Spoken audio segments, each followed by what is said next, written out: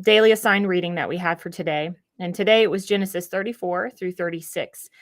I want to specifically talk about chapter 34.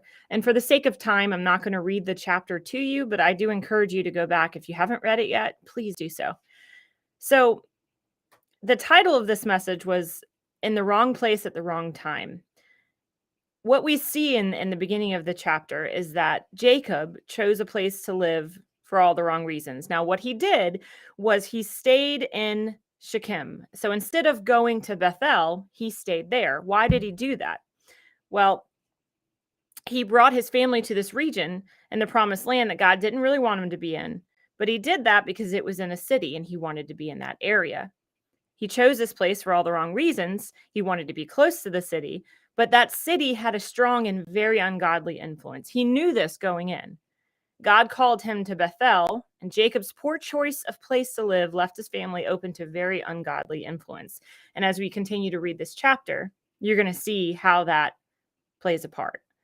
So Shechem, the son of Hamor, the Hivite, the prince of that land, he saw Dinah, and he took her and lay with her. And it's important to remember that in this moment, it says in the beginning that she took it upon herself to go into the city unescorted.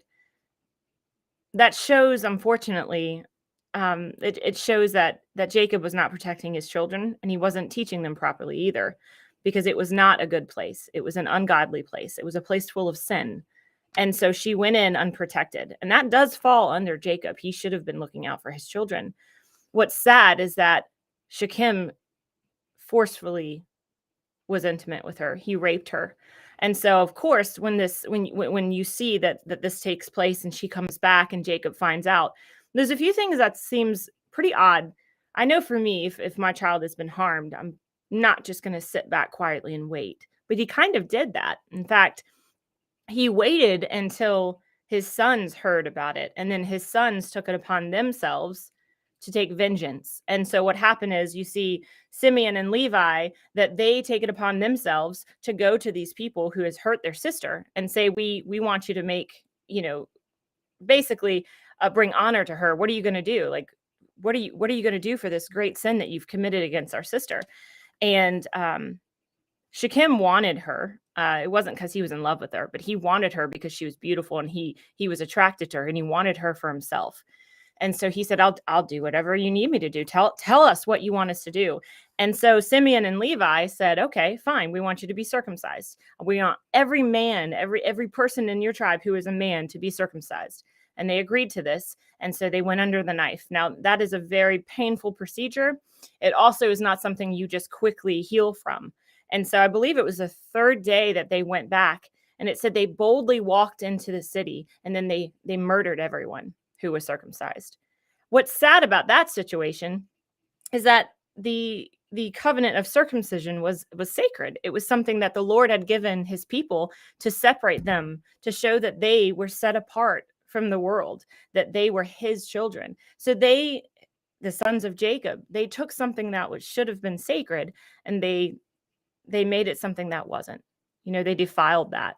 They made a mockery not only of the name of Jacob and of his family, but they also seemingly mocked God in that movement, in that moment, in that decision. And so it also reminded me that this whole situation reminded me of King David in 2 Samuel 11:1, where it says that in a time of war, in a time of battle, when the kings would go out and that they would go out to battle, that David stayed behind. And we know what happened. What happened was he stayed behind, he saw Bathsheba, and from there, a great sin entered his life. So the question, I think, from this, something that we can reflect on in this chapter, is are we at the right place at the right time? Are we being obedient to the Lord? Are we seeking God and saying, God, am I following where you're having me go? Am I in the spot you need me to be? Am I being obedient? Because when we're not obedient, things start to come in. And because of Jacob's disobedience, he allowed so many things to happen. He didn't protect his daughter. He allowed his sons to see something that just wasn't good. They saw something in their father, and then based on that, they made decisions going, well, if dad can do this, then we're going to do this. I mean, we lead by example. And so are there things in our life that we need to check ourselves on. And if there is, then do so. Because the last thing we want as Christians is to be a bad example and to not be obedient to the Lord. The Lord protects us. He takes care of us. He has things in place because there are great plans that he has for us, not just for our good, but for his kingdom.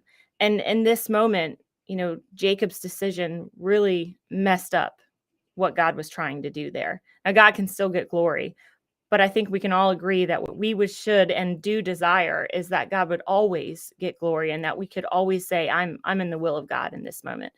I hope that this can challenge you right now, and that you can reflect on this and just say, okay, God, listen, I don't want to be like Jacob in this moment. I want to be obedient. If you're calling me to a place, if you're calling me to make a stand, if you're calling me to make this decision, I want to make sure it's the one that you have called me to make. So I hope that you can pray and you can reflect on this, and that you can take this word and just truly start to design your life to follow the Lord in all ways.